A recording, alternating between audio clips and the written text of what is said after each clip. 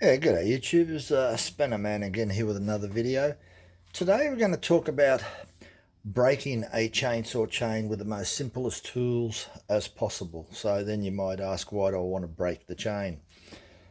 Well, maybe you need to repair it. Maybe somebody gives you a chain a little bit too big for your chainsaw. You might need to take a few links out so that it fits yours. You don't want to go out and buy one of these units here that is designed to break the chain. They cost a lot more money. I buy 100-foot rolls of chain. That's why I need the Oregon type spinner and chain breaker. We're going to do a manual break with the most simplest tools that I could find in the garage. And hopefully you've got yourself a bench grinder, because it's much easier if you're going to break these things by hand than if you grind the rivets off on a bench grinder. Now, if that fails, you need to get yourself a file and file the heads of the rivets off. That's going to take you about 5 minutes at least. So whichever way you do it is up to you. But anyway, I'm going to show you the method. So you need yourself a hammer, little punch, and I've got a 10mm nut. 8mm nut will do. All as the nut does is support the chain, and when you hit it with a punch, it deforms it a little bit and it breaks the tie strap off the rivet. So we went and ground this chain up, filed it. So these ones here you can see have been filed, but they need a bit more. And we ground here and we ground there. So in this one here, we'll break with the nut, and this one will break with a vise. We'll show you two different methods. So let's assume that you don't have a good wooden, a steel bench. Let's just assume that you don't. Get yourself a block of wood, put the nut on. So these are the simplest tools possible. And we'll attempt to break. Put this on the flat part. Sit this over the top, put the punch right over the top, right in the middle. So just take your time in doing that. Give it a sharp hit. You might have to do it 2-3 times. Yes, that deformed it. And we'll hit it this side. Needs another one. It's much better if you do it on a block of steel. I just thought I'd use the most simplest tools that maybe you may have in your shed. There it is, it all just fell to bits. As you can see, I just picked it off the floor. There were the parts there, so that was it. So simple. That's using a block of wood and a nut. Okay, that's that way. Let's get rid of those, get rid of the block of wood. Now, as I said, a friend might give you a chain, a 20-inch chain, and maybe you've got an 18-inch bar, so you could shorten it. Whatever your reason may be, minimal tools. Now, putting that back together is actually quite easy. It's much easier than breaking it. To put it back together, you get what they call a master link. You can go down your normal chainsaw shop, Still, or another dealer, and ask for a master link. And it's a bit like a push bike link, except you don't have a clip. You've got to flare the rivets over. It's much, much easier that if you do that on a piece of metal. A little bit hard to do it on a piece of wood. If you don't have a piece of metal, the worst case scenario, you could use your tow bar at home. And it's just a matter of getting a ball peen hammer. And I'll just see if I can duplicate this for you. This would make it look a lot easier. So let's just say that you've got yourself,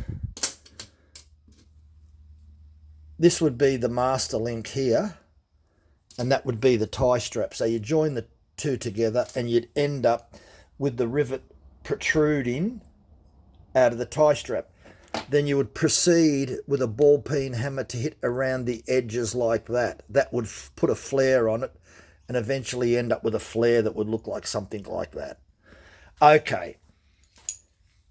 If you're not happy doing it that way and you find it a little bit difficult, you could always use a punch like this. This punch is probably about 7 mil, and you could strike the rivet around the edges with the punch. That would flare it over. And then finally you could sort of like just tap around. Very, very easy to join using a ball peen hammer. Okay, let's just say you're going to do the occasional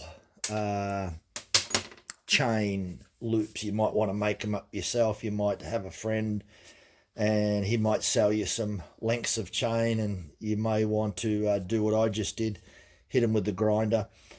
And you might want to get yourself a vise. So here's 2 vices that are available. Here's a third one. The third one is an actual kit, and it is an anvil. It comes with a punch to punch out the rivets, and this one is to flare the rivets over. It's got a bit of a hemispherical cup in there. So all your different size chains. This is another anvil that has different size chains. And my favourite is the adjustable anvil. Why it's my favourite? Because I find I have much more success using this than these type here. When you use this type here, you want to be very careful, because if you strike, you actually got to strike quite hard with a hammer, and if you miss, you could hit your finger, and yes, that could hurt a bit. So I've done that before. Be very careful using these, because you've got to use quite a lot of force with a hammer to pop the rivet out using a hand punch. So with this, we've ground the rivet. We put the chain upside down and we open the vise and we tighten it up. And if you actually have a look, you can see the 2 drive links, one in each corner of the vise. That's the correct way to hold it. So it's just a matter now, put that on the edge there because it's stronger support. You'll actually find out that using the nut method doesn't work anywhere. You need to hit it a lot harder, because all as the nut does is deform the bottom of the link. It bends the link a bit and it deforms it slightly, and that just makes it fall apart. Whereas when we actually hit this, the actual rivets and the tie plate, which are riveted together, will fall apart in the vise. So it makes it much easier if you've got a vise. So we'll center that and we'll just give it a nice sharp hit. That's all it's required. That's it. It's fallen to bits. You can see that it's still there in the vise. So this vise method, highly recommended. These type of vices are about $14 Australia. So that was pretty easy. I don't think there's probably much more that I can tell you, that only if you want to just briefly reiterate about when you join a chain, you take the 2 ends, you put them together, get yourself a master link that looks like that, except they're obviously a little bit longer, and you put the tie strap over, you bring the 2 ends together, and you use a ball peen hammer like this and tap around the edges of the rivet, which makes a bit of a dome, a mushroom shape. You don't have to go crazy and bang it and make it flat like a pancake. You don't need to do that. You only need to have a bit of a mushroom type shape. So not a lot of effort required, and you'll find out that will join quite well, and I'll guarantee you it'll never come apart. I have never had one come in apart. The only reason I use a spinner and a proper chain breaker is because I do make up quite a lot of loops. So in that situation, it's better to have the equipment to do it. So It's quite easy to do. As I said, you couldn't get much simpler using a block of wood, a nut, and a center punch, and a grinder. And as I said, worst case scenario, get yourself a file. File off the edges. Wonder if you can see where I did file on that chain. Yeah, it's still there.